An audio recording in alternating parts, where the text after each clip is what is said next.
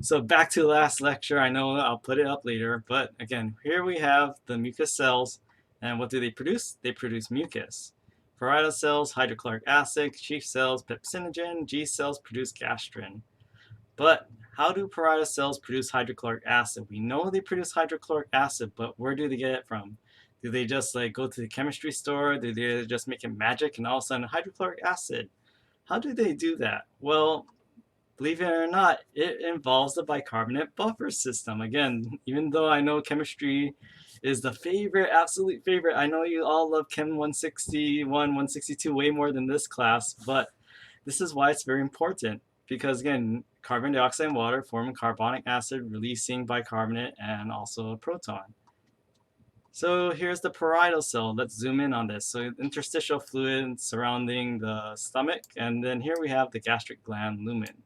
So this is the inside of the stomach. This is the outside of the stomach. So what we have here, the parietal cells, they do make hydrochloric acid. And they do have the enzyme called carbonic anhydrase. So that first step of that bicarbonate buffer system, the one that combines water and carbon dioxide, this is the enzyme that actually helps to smash those two together. So again, by putting those two together, they react to form carbonic acid.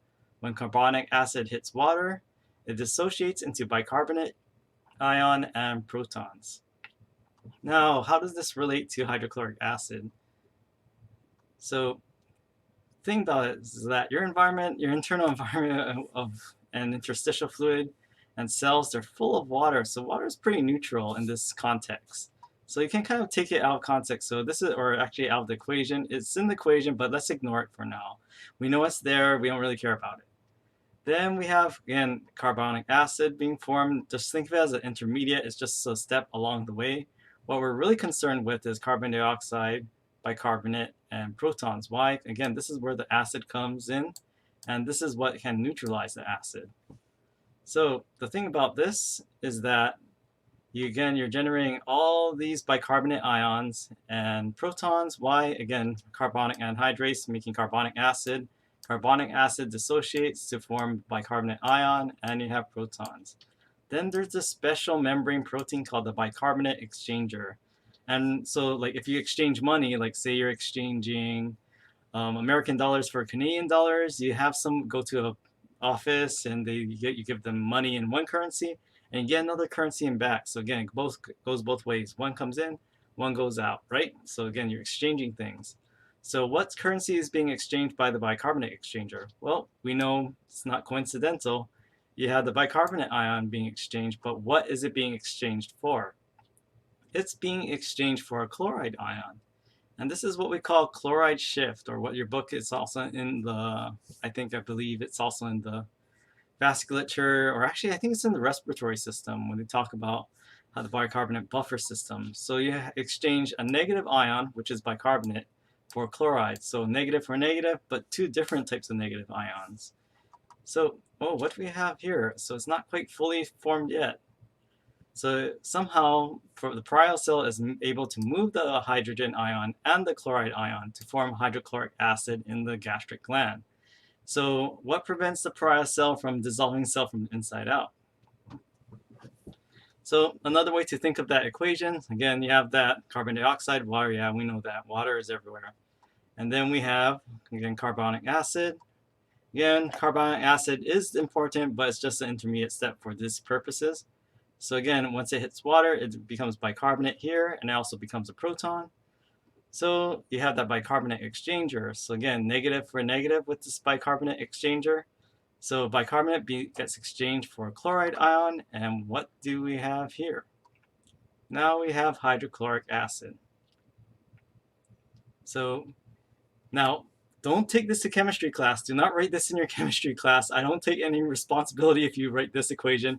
It's not a balanced equation, but in terms of the context of gastric acid production, you have carbon dioxide getting converted to carbonic acid via carbonic anhydrase. You have the bicarbonate exchanger exchanging bicarbonate for chloride. The end product, you get this bicarbonate buffer system. This is how you get hydrochloric acid. So again, carbonic anhydrase, your parietal cells are full of carbonic anhydrase. So what are they going to generate? A bunch of carbonic acid as well. And if you have a lot of carbonic acid, you're going to generate a lot of bicarbonate ions and a lot of protons as well. So again, remember you have that bicarbonate exchanger, but there's also something else on the gastric lumen side. So here we have parietal cell, but the part that's facing the inside of those gastric pits, those gastric glands, so there's something called a proton pump, and this is, the more scientific name is the proton potassium ATPase. Again, that's more of a med school, nursing school, I think 300 level thing, so don't worry too much about that. But you definitely should know what a proton pump is, and guess what it pumps out? Does it pump out bicarbonate? No, it pumps out protons. So again, this is what happens. So this is how you get that protons from bicarbonic acid into the gastric glands. So now you have the protons moving into the insides of the stomach.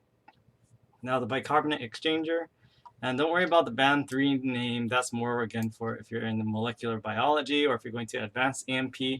But this exchanger again is moving the chloride from the interstitial fluid and exchanging it with bicarbonate.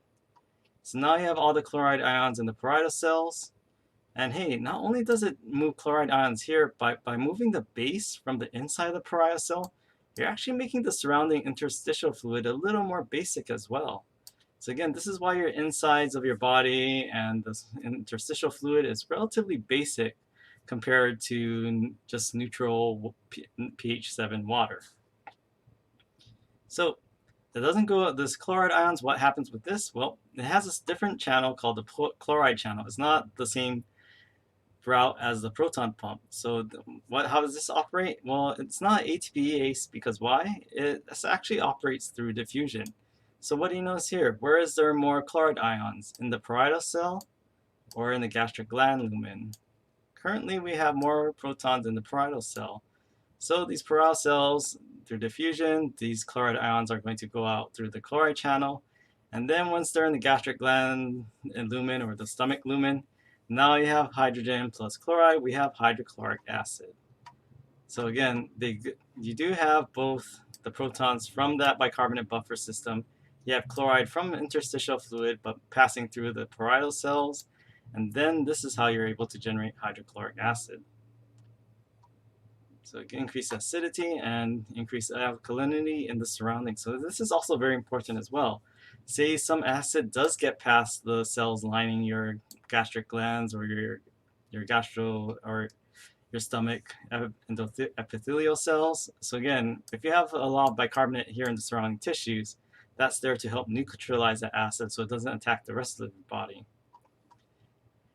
All right, so gastric acid, very acidic. And then interstitial fluid, so gastric epithelial cells and the mucus from those gastric glands. So then the mucus cells, again, secrete bicarbonate ions that help to neutralize any acid. So again, how does this happen? Again, remember, this reaction, this equation goes both ways. So by flipping around, bicarbonate plus protons can be neutralized to relatively harmless carbon dioxide and water. So this is why that buffer system is very important, not only for your respiratory system and your circulatory system, but also for your digestive system, because again, this is how you prevent your stomach acid from digesting yourself from the inside out. Okay, so again, carbon dioxide, water, not a real problem. Okay, so again, mucus cells do not just produce mucus, they're also important for secreting bicarbonate. So they do have carbonic anhydrase as well.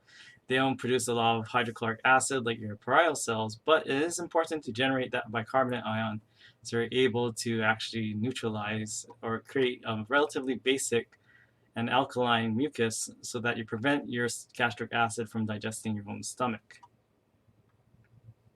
All right, so Ken, what happens if you don't have the mucus?